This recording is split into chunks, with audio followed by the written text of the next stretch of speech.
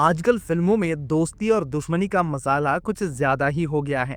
लेकिन जब बात हो दो सुपरस्टार की और वो भी दोनों ही एक फ्रेम में, तो एक्साइटमेंट काफी बढ़ जाता है। दोस्तों, वॉर 2 आ चुका है। पूरा रिव्यू मैं आपको बता देता हूँ। कहानी क्या है? कई साल पहले भारत का सबसे बेहतरीन एजेंट मेजर कबीर धालीवाल यानी कि ऋतिक रोशन अचानक गायब हो जाता है और उसकी वापसी होती है इस मूवी में। लेकिन इस बार वो देश के खिलाफ सबसे खतरनाक चाल चल रहा होता है। उसे रोकने के लिए सरकार ने अपने सबसे जांबाज ऑफिसर विक्रम यानी कि जूनियर एनटीआर को भेजा है। लेकिन विक्रम का भी एक अतीत है और वो उसके मिशन की तरह सस्पेंस से भरा हुआ है। इस मिशन में विक्रम का साथ काव्या थापर यानी कि कियारा आडवाणी देती है, जिसका मकसद सिर्फ देश को बचाना ही नहीं बल्कि कुछ और भी है। आखिर देश पर अपनी जान छिड़कने वाले कबीर अचानक देश का दुश्मन कैसे बन गया, क्या राज है? ये जानने के लिए आपको फिल्म देखना पड़ेगा और साथ ही साथ कबीर के साथ विक्रम का रिश्ता क्या है ये भी आपको जानना होगा इस मूवी में। अब बताते हैं मूवी कैसी है। ऋतिक रोशन एक धमाकेदार एक्शन सीन के साथ शुरू करते हैं अपनी एंट्री।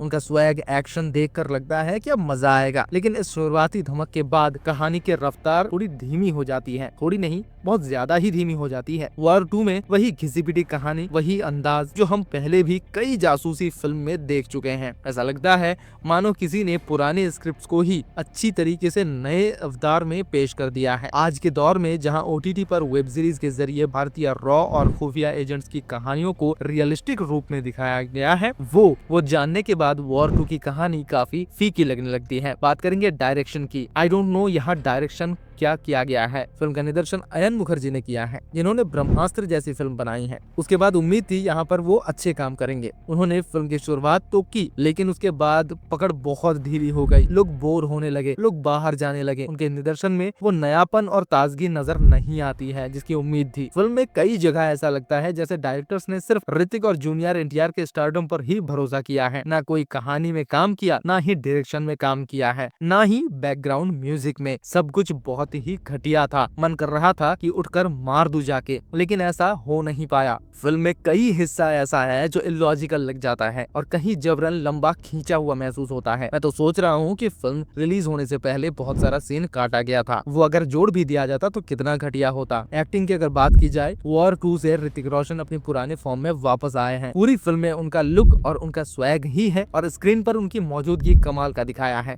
कबीर के रूप में वो हमेशा की तरह एकदम फिट नजर आ रहे हैं, लेकिन एक्टिंग का मौका ही नहीं दिया डायरेक्टर ने। सिर्फ लुक पर ही भरोसा करके पूरा फिल्म बना दिया। जब भी ऋतिक को दिखाया जा रहा है स्लो मोशन में और बस लुक दे रहे हैं। वहीं अगर बात की जाए जूनियर एनटीआर की, तो उनका किरदार का एंट्री तो बहुत बढ़िया था, लेकिन धीरे धीरे पलटू राम होता गया और उनका स्टाइल भी थोड़ा खटकने लगा था और काफी बनावटी लगा था। उससे अच्छा उनके चाइल्ड आर्टिस्ट वाले किरदारों ने किया था। बाकी कलाकारों की अगर बात की जाए तो कियारा आडवाणी भी यहाँ पर ठीक ठाक है। साथ ही आशुतोष राणा को ही शुरुआत में ही लगभग खत्म कर दिया गया है, जिस वजह से मूवी का जान भी धीरे धीरे चला गया है और उनके जगह पर अनिल कपूर उस कुर्सी पर आए, जिन्होंने स्क्रीन पर थोड़ा सा किरदार डाला ही था, लेकिन तुरंत इतना ज्यादा खत्म हो गया जैसे कि मोमबत्ती को फूंक से बुझा दिया गया हो। अगर म्यूजिक की बात की जाए, फिल्म में फाइट और एक्शन सीक्वेंस भर भर के रखा गया है, जो काफी अच्छा भी है और अगर अच्छे से पेश किया जाता और अच्छा होता। और इसका क्रेडिट एक्शन डायरेक्टर स्पाइरो को जाता है।